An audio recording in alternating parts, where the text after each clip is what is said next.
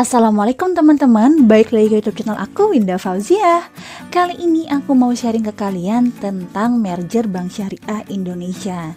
Jadi untuk merger ini itu terdiri dari 3 bank, yaitu BSM, BRIS, dan juga BNIS. Sebenarnya untuk merger ini itu udah mulai dari 1 Februari 2021. Namun untuk sistemnya itu masih masing-masing. Jadi untuk sistemnya masih belum menjadi satu. Jadi misalkan kalian nasabah BRIS itu masih menggunakan sistem yang lama tanpa ada perubahan pelayanan ataupun produk. Untuk teman-teman BNIS dan BSM juga sama. Jadi untuk sistem dan pelayanan masih sama, masih belum berganti apapun. Selama masa transisi integrasi ini, kalian nggak perlu bingung, kalian nggak perlu mengganti baik ATM, buku tabungan, ataupun mobile banking kalian. Yang pertama, aku mau jelasin tentang ATM. Jadi untuk ATM itu baik dari biaya, untuk penarikan tunai dan lainnya itu masih sama. Misalkan aku adalah nasabah BSM, aku mau penarikan tunai. Sebelumnya di BSM itu kan yang gratis penarikan tunainya di ATM Mandiri Syariah dan ATM Mandiri konvensional. Saat setelah merger ini, untuk penarikan yang gratis nasabah BSM masih sama di ATM Mandiri dan juga Mandiri Syariah. Hanya saja untuk ATM Mandiri Syariah saat ini sudah berganti logo menjadi BSI. Jadi teman-teman harus tahu, sebelumnya ATM BSI ini itu ATM apa? Kalau misalkan ATM BSM, kalian bisa ambil di situ dengan tarik tunai secara gratis. Tapi kalau misalkan ATM BSI itu sebelumnya adalah ATM BNI Syariah, kalian penarikan di situ akan tetap dikenakan potongan seperti kalian menggunakan ATM bank lain. Jadi untuk ATM masih sama seperti yang lama, cuma kalian harus lebih teliti. Kalau misalkan mau ngambil di ATM BSI, kalian harus tahu ATM tersebut sebelumnya ATM apa. Jadi untuk yang BNIS dan juga BRIS itu sama, kalian harus tahu ATM BSI itu sebelumnya itu ATM apa. Jadi untuk yang BRIS itu bisa penarikan gratis, di BRI masih gratis sampai rolloutnya selesai.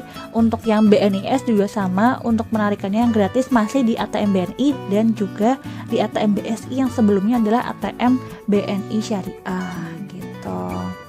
Lalu yang kedua, aku mau jelasin tentang mobile banking. Untuk mobile banking dari ketiga bank itu masih menggunakan aplikasi yang lama, kecuali untuk mobile banking dari BSM. Untuk BSM udah bisa update ke BSI Mobile. Jadi untuk update ini tidak mempengaruhi username ataupun password kalian. Kalau misalkan tidak ada masalah ya untuk handphone ataupun nomor teleponnya, itu dia akan hanya update aja. Jadi langsung masuk ke akun kalian tanpa harus melakukan aktivasi ulang gitu. Sedangkan untuk teman-teman yang dari BRIS ataupun BENIS itu masih menggunakan aplikasi mobile banking yang lama, masih belum bisa diupdate ke BSI Mobile-nya.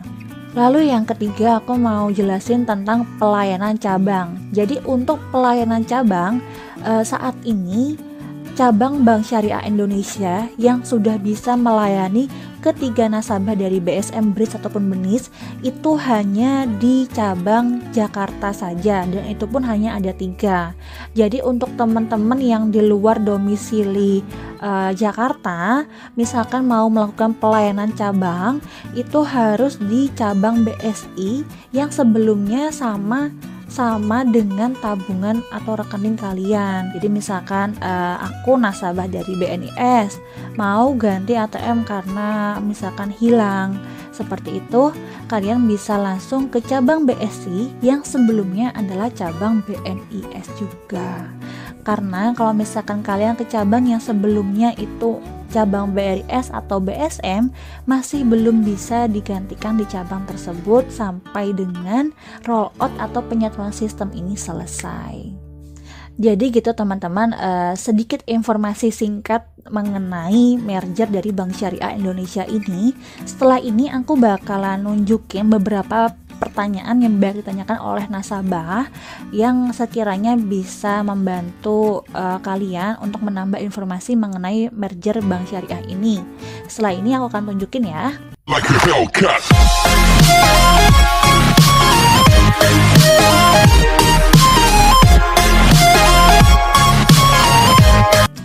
Yuk kita simak pertanyaan-pertanyaan apa aja yang banyak diajukan oleh nasabah terkait merger bank syariah ini.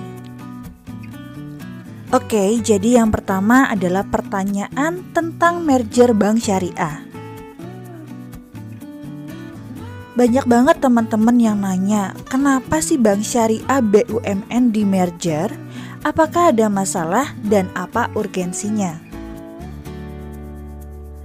Ini jawabannya teman-teman. Hal ini adalah bagian dari upaya komitmen pemerintah dalam memajukan ekonomi syariah sebagai pilar baru kekuatan ekonomi nasional yang juga secara jangka panjang akan mendorong Indonesia sebagai salah satu pusat keuangan syariah dunia.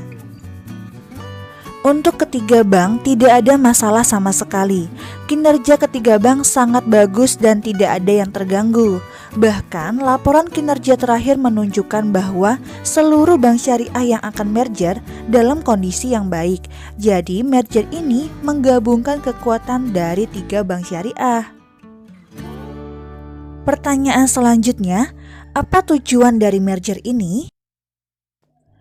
Tujuan dari merger adalah membawa perbankan syariah Indonesia menjadi lebih inovatif, bermanfaat dan lebih kuat, sehingga menjadi bagian dari motor pembangunan Indonesia. Potensi market syariah masih sangat besar di Indonesia, jadi tidak akan mengurangi persaingan. Pertanyaan selanjutnya, apakah merger ini terkait dengan resesi akibat pandemi virus COVID-19? Jawabannya, merger ini tidak ada kaitannya dengan pandemi COVID-19. Sebagaimana dikatakan oleh Menteri BUMN bahwa pemerintah sudah merencanakan merger ini sejak 2015 dan sekarang akan diwujudkan dengan perencanaan yang amat matang untuk melahirkan bank umum syariah terbesar milik Indonesia. Sejak pertengahan 2020, pihaknya sudah mengatakan bahwa Indonesia akan memiliki bank umum syariah himbara yang besar di tahun depan.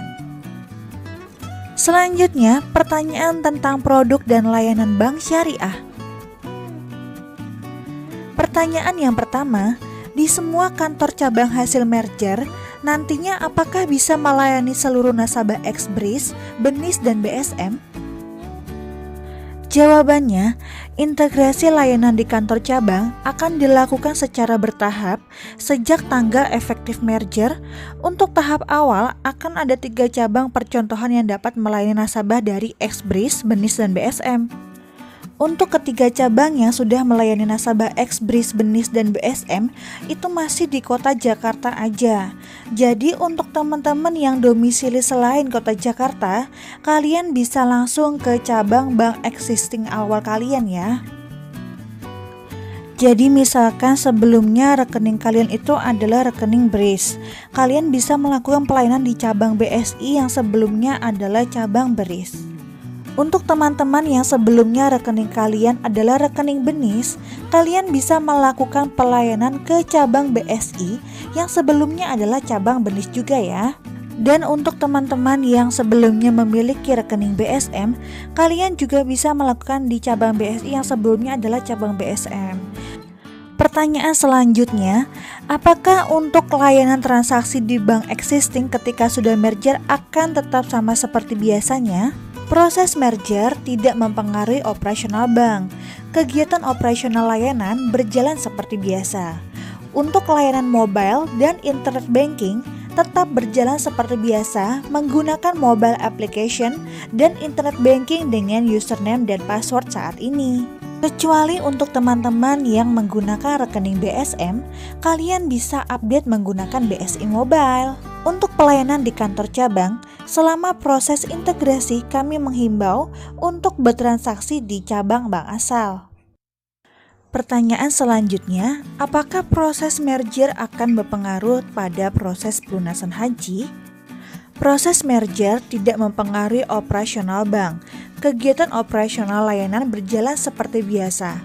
Proses pelunasan dan pendaftaran tetap berjalan seperti biasa.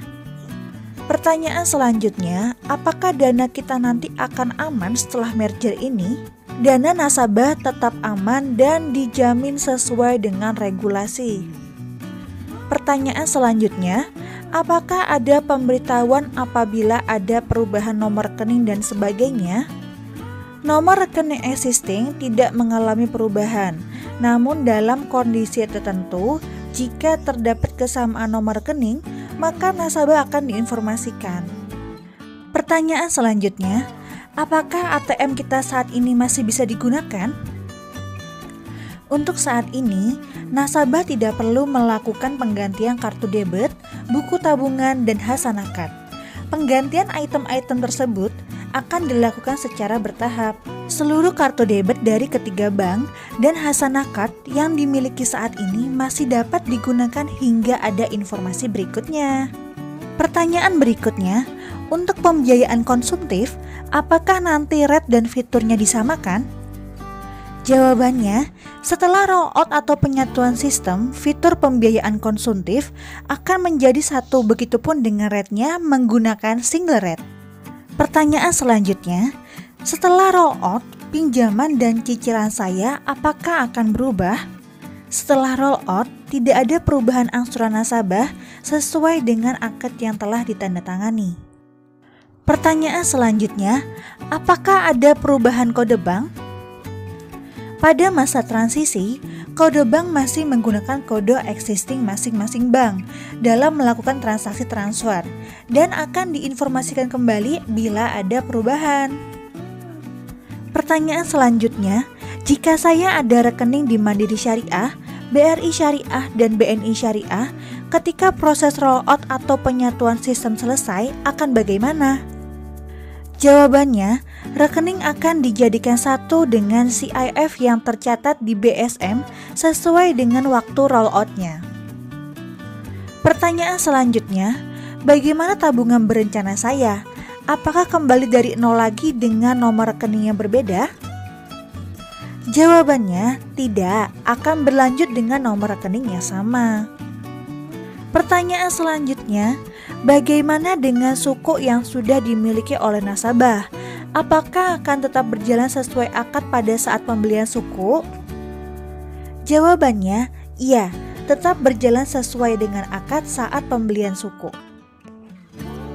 Baik teman-teman, jadi itu tadi adalah pertanyaan dan jawaban seputar dari merger Bank Syariah Indonesia.